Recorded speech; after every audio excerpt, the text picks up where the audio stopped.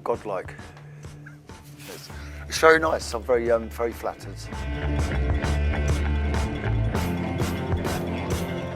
So ups and downs. It's been something's been alright. Other times it's been a rocky ride, but you know, it's the nature of the beast, isn't it? Yeah, I mean, I do have to take it with a pinch of salt, really, don't you? You know, it's kind of sometimes they love you, sometimes they don't. That's the way it is. Washing his hands as he walks away. I think it keeps things interesting for me. Hopefully, it does for my audience as well.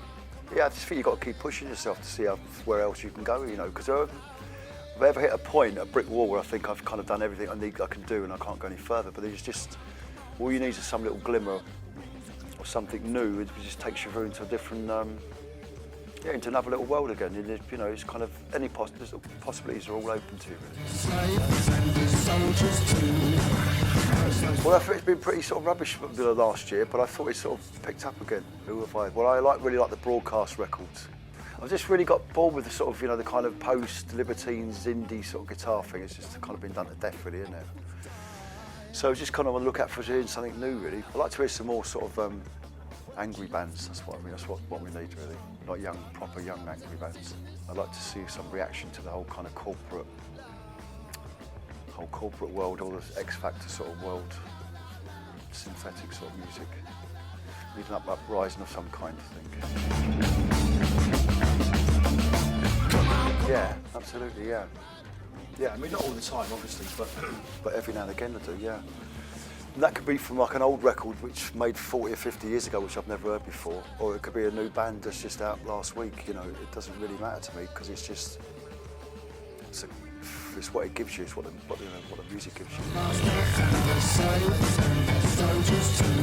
Yeah, we just kind of worked on it over the course of last year, and it probably took about 2 months, two and a bit months, and it's produced by Simon Dine, and he co-wrote the songs with him as well. It's very different, I think it's fair to say. I mean, there's kind of echoes of what I do and what I have done in the past, but it's also very different as well, I think. I mean, I think also, like I said, it was born out of that period of time where music just seemed really safe and boring. I thought everything I was hearing on the radio was just boring the shit out of me, really.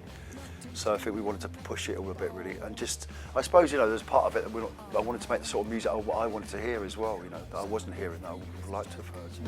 Washing his hands as he walks away. I mean, it's not that many, but Kevin Shields plays on a couple of tracks, which is great, and Bruce Foxton plays bass on a couple of tracks, which was fun to do that. We've got Bev Bevan, who's the drummer from The Move and the Yellow, he played on a couple of songs, and another great drummer, fantastic session drummer called Clem Catini, he plays on one track as well. Yeah, I mean, I don't know all of Kevin's stuff, but the stuff I've heard of his I really liked. I like the music he did for Lost in Translation as well, I thought it was great. And the stuff I guess I sort of knew his stuff from working with him, working with the Primals as well, I guess. And yeah, it was great, yeah, he's just really very quiet, unassuming person, you know, but he's just great, just got on with it. We'll probably do most of it, you know. We've done a tour before Christmas and we played sort of like 5 or 6 songs from it, which was fine, you know, and people seemed to really like him as well. So, yeah, I mean, some of it will be difficult just because of the production side of it, but I think it's possible, yeah. Songs always take on a different life live anyway, you know, they become something else as well. No more pressure than what I always feel when I play live.